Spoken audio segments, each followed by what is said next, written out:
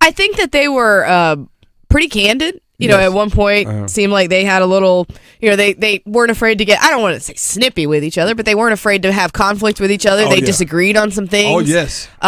Which I thought was, I know they disagreed on divisional alignment, which is, I think was expected. Now that's interesting because, so does that mean, and we're talking about NC State and Duke in particular, playing each other, does that mean that they don't want to play each other? It's not.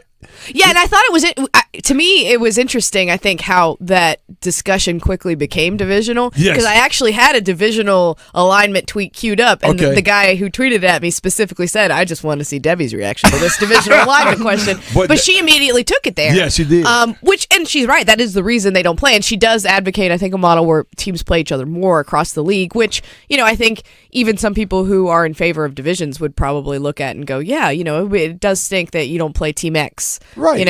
However long, especially a local rivalry like 12 years since they played each other, which is, don't we? It's going to be 12 years, I think, Duke and and so that seems silly. And so that's silly. I do agree with that, but I think, look, I think that Debbie is not, I'm sure she's not alone in the divisional debate, but I think a lot of ADs end up supporting it because their coaches do, and I think the reason the coaches do is so that they have, and I've talked about this a bunch, they have a piece of hardware to sort of show off, especially the coastal coaches or whatever, and if it cycles back at some point and the Atlantic is the weaker of the two divisions at some point in time, I don't know that it, we don't see that coming, but I mean, who saw Wake Forest win in the league back in 2006? Yeah, I don't think anybody did. Exactly. So, I mean, you just never really know how those things are going to end up breaking, and I think I do think we would probably see divisions abolished altogether before we would see realignment. And I think that's more what Debbie was in favor of, which I don't know if it shocked me. I think she was just more in favor of, like,